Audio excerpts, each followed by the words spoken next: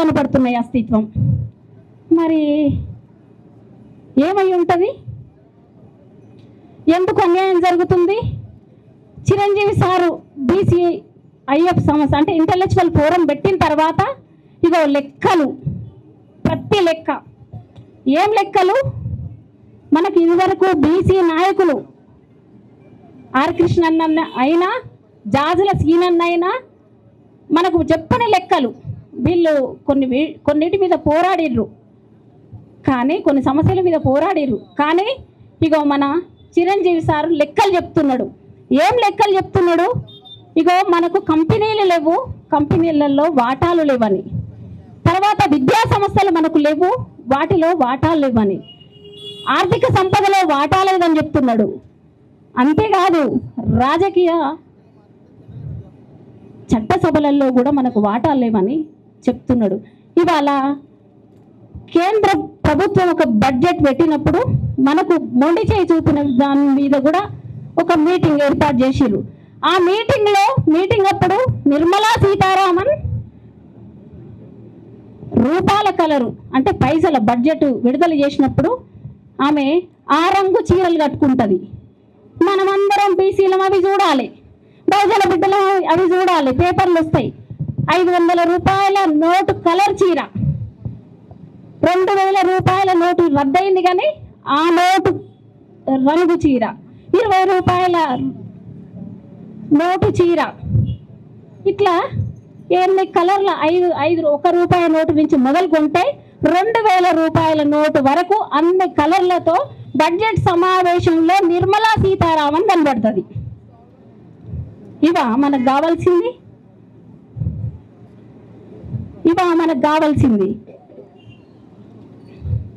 ఇగో sir లెక్కలలో చెప్పిండు. చాలా మంది ఎందుకో టాపిక్ డైవర్ట్ అయ్యారు. 65 లక్షల కోట్లు కేటాయించి ఖర్చు చేసింది ఎంత?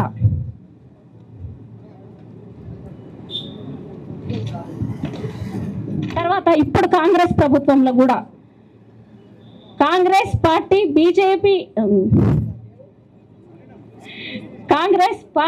బీసీల సంక్షేమం కోసం కామారెడ్డి డిక్లరేషన్ ద్వారా ఏటా 20,000 కోట్లు ఖర్చు పెడతామని చెప్పింది.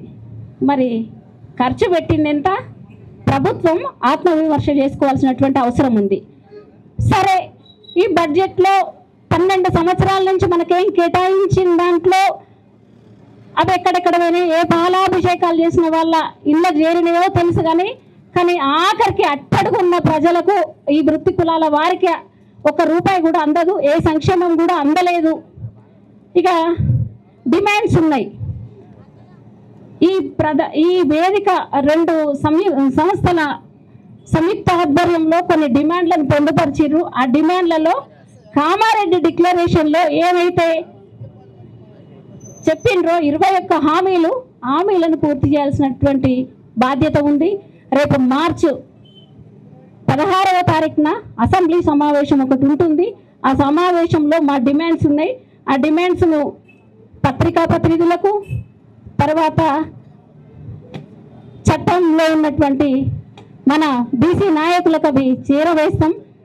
వాటిని తప్పకుండా వీటిపైన మాట్లాడవలసినటువంటి అవసరం ఉంది. అందులో ఇక్కడ ఉన్నటువంటి పెద్దలు కూడా ఉన్నారు. మా ఉమెన్ కార్పొరేషన్ తరఫున కూడా మాట్లాడాలని కోరుకుంటున్నాం. ఇక సమయం చాలా తక్కువ ఉంది, 1 నిమిషమే మాట్లాడతా. మన కుమ్మెర గ్రామంలో కుమ్మెరగట్టు జాతర అని ఒకటి జరుగుతుంది. అక్కడ మల్లన్న దేవుడు ఉంటాడు. అట్లా మన తెలంగాణ రాష్ట్రం యావత్తులో మల్లన్న జాతరలు జరుగుతాయి. ఆ జాతరలల్లో మనం వెళ్ళేదందరూ బీసీలు అంటే బహుజనులే వెళ్తాం. అక్కడ కాంట్రాక్టులు చేసేవాళ్ళు తలనీలాలు, కొబ్బరికాయలు, టికెట్లు, లడ్డూలు, ఇవి వ్యాపారం. తలనీలాలు ఇవన్నీ కలిపి వ్యాపారం చేసేది మాత్రం అగ్రకులాల వాళ్ళు. ఈ అగ్రకులాల వాళ్ళ పెత్తనం ఎక్కడైనా ఆర్థిక ఉన్న చోట ఉంటుంది. వీళ్ళ పెత్తనం, ఆర్థిక వ్యవస్థ ఏడ ఉంటుందో అక్కడ వాళ్ళ పెత్తనం ఉంటుంది. అందులో మళ్ళీ మన వాళ్ళు ఏది మొక్కులు తీర్చుకోవడానికి ఏ మొక్కులు గండదీపం ఎత్తుకుంటారు, బోనం చేస్తారు. మనం నవధాన్యాలలో వచ్చినటువంటి పంటను ప్రకృతి ఆరాధ్యమైనటువంటి గుళ్ళకో గోపురాలకో నివేదించుకోవడం ఒక పద్ధతి ఉండేది. ఆ పద్ధతిలో మొన్న గణేష్ మౌనిక అనే దంపతులు అక్కడికి కుంబెర గట్టు మల్లన్న జాతరకు వెళ్తే అమ్మాయిని కాళ్ళతో తొక్కి చంపిండ్రు. ఇదేమి న్యాయం? ప్రత్యూష ముదిరాజు బిడ్డ, సినిమా యాక్టర్. ఆయేషా మైనారిటీ బిడ్డ. మానస గొల్లొల్ల పిల్ల. చిన్నారి చైతన్య లంబాడీల బిడ్డ. శ్రీహిత మంగళల్ల బిడ్డ, 9 నెలల పాప. టేకు లక్ష్మి సంచార జాతుల బిడ్డ. ఇగో నిన్న చాకలి మంగళ బిడ్డ, మన బిడ్డ. అయితే ఈ అంశం మీద మాట్లాడితే ఇక్కడ పెద్దలు ఉన్నారు కనుక చెప్తున్నా. నాకు ఒక ఉస్మానియా యూనివర్సిటీ ప్రొఫెసర్ ఫోన్ చేసి ఆ మహిళ అంటది, మీకు సాకలోళ్లకు మా తల్లి కడుపులో 5 బిడ్డలను పుడితే మేము తెల్లటి బువ్వ మా 5 కడుపు ఎండబెట్టి మా అమ్మ తెల్లటి బువ్వ సాకలోళ్ళకు పెట్టింది, మంగళోళ్ళకు పెట్టింది అని అంటుంది. తెల్లటి బువ్వ. బుట్టంగారు మాధవరెడ్డి ఏమంటుండు? మన బీసీ రిజర్వేషన్లు రాకుండా కోర్టుకు వెళ్ళిన బుట్టంగారు మాధవరెడ్డి ఏమంటుండు? మేము గ్రామ ప్రజలకు మేమందరం బాగానే ఉంటాం, మా ఊళ్ళో మేము మామిడికాయ పచ్చడి పెట్టినామని అంటుండు. అరే బాయ్ కాదురా బాయ్, మామిడికాయ పచ్చడి కాదురా బాయ్, మాకు మీ భూములు పంచండి రా బాయ్ అని మేము అడుగుతున్నాం. అరే తెల్లటి బువ్వ పెట్టినమని అంటుంది కదా దొరసాని, ఆ దొరసాన్ని మేమేమంటున్నామంటే మా బట్టలు పిండుర్రి, మేము మళ్ళీ 90% ఉన్న మా ప్రజలు మీకు బువ్వ పెడతాం. ఏం మామూలు విషయమో మీరు మాట్లాడింది? మీరు తెల్లటి బువ్వ దేనికి పెట్టిర్రు? ముట్టు బట్టలు, మైల బట్టలు, అదేంది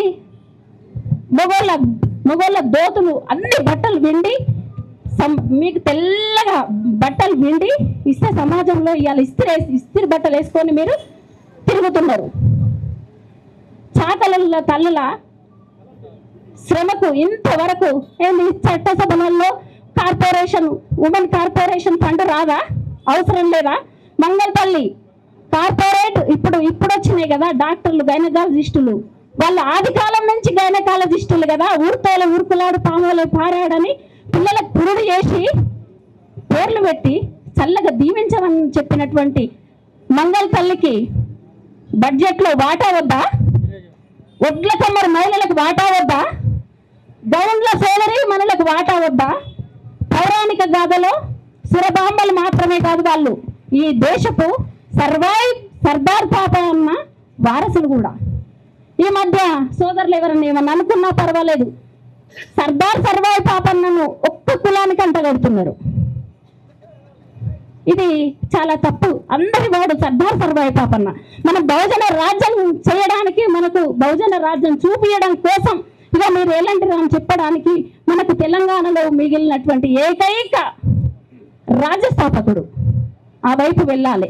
ఇక ఆడనో ఈడనో కొంతమంది మనసు నా మీద పూలు చల్లిన మన్ను చల్లిన ఒకటైతే చెప్పదలుచుకున్నా. నిన్న మన దొరసాని పార్టీ పెడితే దొరసాని కడిగి పోయి ఆమె స్కామ్లు చేసింది. ఆడ ఆమె ముఖ్యమంత్రి అయితే అంటుంది మహిళా ముఖ్యమంత్రికి వ్యతిరేకం కాదు.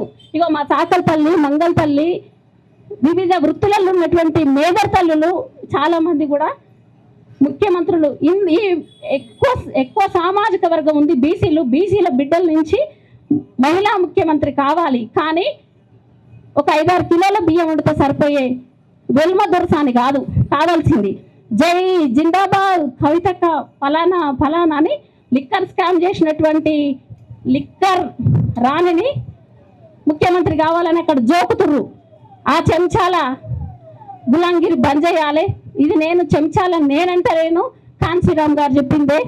ఇక ఈ అవకాశం ఇచ్చినటువంటి చిరంజీవి సార్కి, మా బాలరాజన్నకి, వివిధ సోదరులందరూ వేదిక మీద ఉన్నారు. థ్యాంక్ యూ అమ్మా, అందరికీ ధన్యవాదాలు. మన అందరికీ ధన్యవాదాలు. ఇప్పుడే మన